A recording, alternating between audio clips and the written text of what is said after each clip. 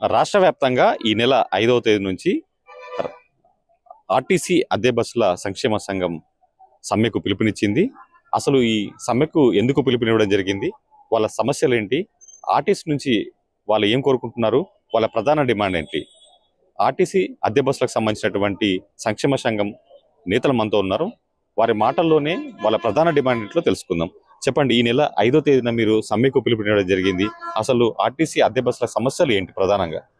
ఈరోజు కొత్త ప్రభుత్వం ఏర్పడిన తర్వాత మహాలక్ష్మి అనేటువంటి పథకాన్ని తీసుకురావడం ప్రజలకు ఎంతో మేలైనటువంటి శుభ సందర్భం. వారందరికీ కూడా మేము ప్రభుత్వానికి శుభాకాంక్షలు తెలియజేస్తున్నాము. అదేవిధంగా ఆ పథకం తీసుకురావడం వల్ల మా యొక్క అద్దె బస్సులో చాలా భారం ఏర్పడ్డది. భారం ఏమనగా అంటే అధిక మంది ఎక్కడం వలన మాకు కేఎంపీలు పడిపోవడము, అదేవిధంగా ఎక్కడ పడితే అక్కడ ఆపడము, తర్వాత వారు ఇచ్చినటువంటి సిట్టింగ్ కెపాసిటీ అనేటువంటిది మేము ఇన్సూరెన్స్ ద్వారా మేము చెల్లించడం జరుగుతుంది. సుమారు ఒక 60 మందికి మేము ఇన్సూరెన్స్ చెల్లిస్తూ ఉంటాము. ఆ యొక్క ఇన్సూరెన్సు అంతమందికే వర్తిస్తుంది ఏదైనా ప్రమాదం సంభవించినప్పుడు. అందులో 120 మంది దాకా ప్రజలు ప్రయాణిస్తూ ఉన్నారు. దాని ద్వారా మాకు మెయింటెనెన్స్ అధికమవుతుంది. లూబ్రికెంట్స్ ఉన్నాయి, కట్టలు ఇరగడము, టైర్లు వలగడము, ఎన్నో రకాల సమస్యలు ఎదుర్కొన్నాయి.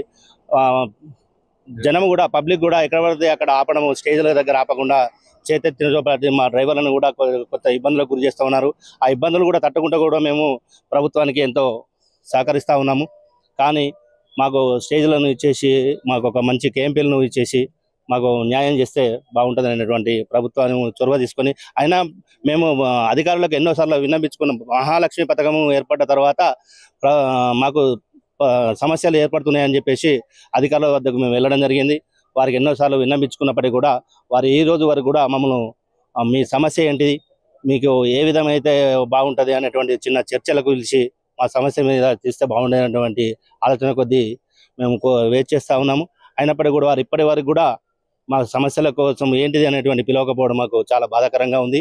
మేము ప్రజా రవాణా వ్యవస్థకు ఎలాంటి ఇబ్బందులు కలిగించకుండా మాకు న్యాయం జరిగితే బాగుండేటువంటి ఆలోచన కొద్దీ మేము ప్రభుత్వాన్ని మరియు ఆర్టీసీ అధికారులను వేడుకుంటా ఉన్నాము. మాకు తగు న్యాయం చేసి ప్రజలకు ఎలాంటి ఇబ్బంది కలగకుండా చేయాలనేటువంటి ఇది కూడా మేము వేడుకుంటున్నాం. అంటే ఆర్టీసీ అధికారులకు మీరు ఇప్పుడే సమ్మె నోట్లు ఇవ్వడం జరిగిందా? దీనికి సంబంధించి అధికారుల నుంచి ఎలాంటి స్పందన ఉంది? ఇవరకు సంధానం ఏం లేదు. ఇవరకు ఇచ్చినాం, ఆల్రెడీ ఇచ్చినాం. పేరు నెల 9 తారీఖే ఇచ్చినాం, 12 తారీఖు ఇచ్చినాం, 13 తారీఖు ఇచ్చినాం. మళ్ళా మీటింగ్ పెట్టుకొని మళ్ళా చూసి ఇచ్చినాం. అన్ని డిపోలకు ఇచ్చినాం, ఆల్ ఆర్ఎంకి ఇచ్చినాం, ఎండికి ఇచ్చినాం. ఇంకా ఇవరకైతే ఎలాంటి స్పందన లేదు. అంటే రాష్ట్ర ప్రభుత్వం ఎంతో ప్రతిష్టాత్మకంగా చేపట్టినటువంటి ఈ మహాలక్ష్మి పథకం మహిళలకు సంబంధించినటువంటి పథకం. అంటే మీరు ఒక రకంగా దీన్ని వ్యతిరేకిస్తున్నట్టు? అది అంశం వ్యతిరేకించలేదు. ప్రభుత్వానికి మేము సహకరిస్తామని మేము చేస్తున్నాము. కానీ కాకపోతే ఏం చేస్తున్నారు, ఆర్టీసీ యాజమాన్యం ఏం చేస్తుందంటే మమ్మల్ని ఈ సమస్యలపై, మా సమస్యలపై కొంచెం పిలిచి మాత్రం మాట్లాడితే మేము కూడా కొంచెం వాళ్ళకు కూడా అనుకూలంగా మేము కూడా మాట్లాడతాం. ఇప్పుడు ఏమవుతుందంటే పల్లె వెలుగును ఎక్స్ప్రెస్ మా అద్దె బస్సులు మాకు సూపర్ లగ్జరీ లేవు. మా దాంట్లో అవి ఏసీ బస్సులు లేవు. ఉన్నాయి ఓన్లీ పల్లె వెలుగు ఎక్స్ప్రెస్లే. భారం అంతా మా మీదనే పడుతుంది. ఆర్టీసీ వారి మీద భారం అసలే పడట్లేదు.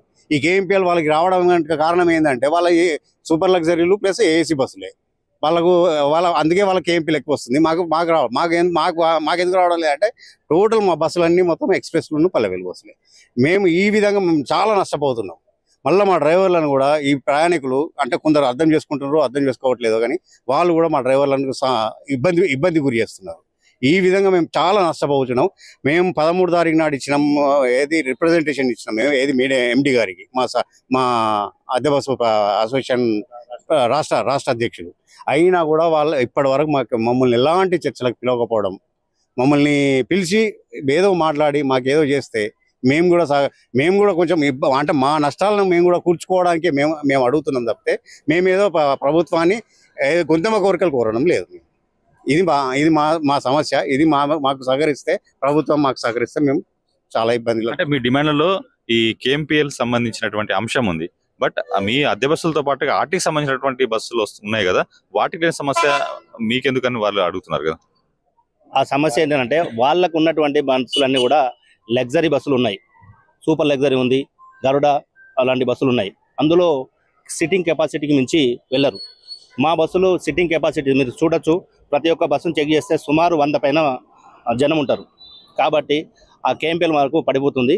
అది ఆ విషయం వారికి కూడా తెలుసు. తెలిసినప్పటికీ కూడా మమ్మల్ని మాకెందుకులే, మాకు వస్తలేదు కదా, వారేగా నష్టపోయేటువంటి ధోరణితో వ్యవహరిస్తున్నట్టు కనబడుతుంది. ఎందుకంటే మాకు ఈ రోజు వరకు కూడా చర్చలు విలువట్లేదు. అది మాకు బాధాకరంగా ఉంది. మా సమస్యలు అనేటువంటి వారికి పూర్తిగా తెలిసినప్పటికీ కూడా మమ్మల్ని కూడా పట్టించుకొని విధంగా కనబడతా ఉంది. అంటే ఇప్పుడు ఈ అద్దె బస్సుల యజమానులతో పాటు ఈ కార్మికుల దృష్టికి తీసుకెళ్లారా? కార్మికులు ఇందులో పాల్గొనే అవకాశం ఉంది, సమ్మెలో పాల్గొనే లేదు, కార్మికులతో సంబంధం ప్రజెంట్ ఏం లేదు. వాళ్ళు ఇబ్బందులు పడుతుండ్రు, ఇబ్బందులు గురవుతుండ్రు డ్రైవర్లు. కానీ వాళ్ళు ప్రజెంట్ లో మాతోని ఆధీనం ఉన్నారు కాబట్టి వాళ్ళు ఏం మా కోఆపరేషన్ చేస్తున్నారు ప్రజెంట్ అయితే. ఇదేంటంటే ఆర్టీసీలో ఇన్సూరెన్స్ అనేది ఆర్టీసీకి వాళ్ళకు వేరే ఉంది, టైఅప్ ఉంది. మాకు ఆర్టీసీకును ఆర్టీఓ ఆఫీస్ సంబంధం ఉంది కాబట్టి ఓవర్లోడ్ అయినప్పుడు మాకు ఇబ్బంది అయ్యే అవకాశం ఉంది.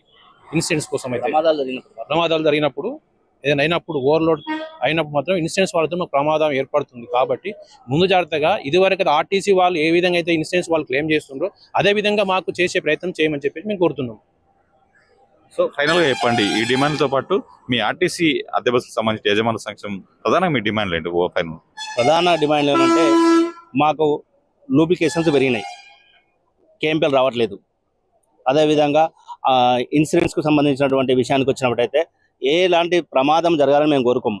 అన్ఎక్స్పెక్టెడ్గా జరిగినప్పుడు అందులో సిట్టింగ్ కెపాసిటీకి మించి ఉండడం వలన దీనికి స్పష్టమైనటువంటి ఒక ప్రభుత్వం ద్వారా కానీ ఆర్టీసీ అధికారుల ద్వారా కానీ ఒక మంచి వార్త మేము వింటే మేము ప్రజలను గమ్యస్థానాలకు చేరవేర్చడానికి మేము పూర్తి స్థాయిలో సహకరిస్తాము. చేసినటువంటి ప్రభుత్వము ఎల్లవేళలా మేము తోడుంటాము. గతంలో కూడా ఆర్టీసీ ఎంతో తెలంగాణ ఉద్యమంలో పాల్గొన్నది. మేము ఇప్పుడు కూడా మేము అద్దె బస్సులు మేము నష్టపోయి కూడా తెలంగాణ ఉద్యమంలో మేము సహకరించి మేము తెలంగాణ సాధనలో మేము పాల్గొన్నాము. ఈరోజు కూడా ప్రభుత్వ రవాణా వ్యవస్థకు మా పూర్తి సహకారం ఎప్పటికీ ఉంటుంది. మేము కొంచెం నష్టపోయినా మేము భరించుకొని కూడా మేము ఆర్టీసీకి సేవ చేయడానికి, ప్రజా రవాణా వ్యవస్థలో సేవ చేయడానికి ఉన్నాము.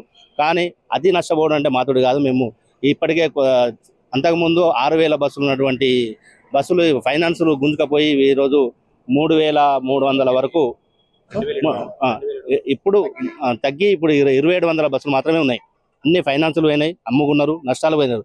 ఇప్పుడు మేము ఇప్పటి వరకు కూడా మేము నిలబడ్డాము. మేము ఇదే స్థాయిలో నిలబడే విధంగా ప్రభుత్వం చొరవ తీసుకొని మాకు మా డిమాండ్లను కొంచెం పరిష్కరించి ప్రజా రవాణా వ్యవస్థకు ఇబ్బంది కలగకుండా చేయాలనేటువంటిది మేము ప్రభుత్వాన్ని మరియు ఆర్టీసీ అధికారులను వేడుకుంటున్నాం.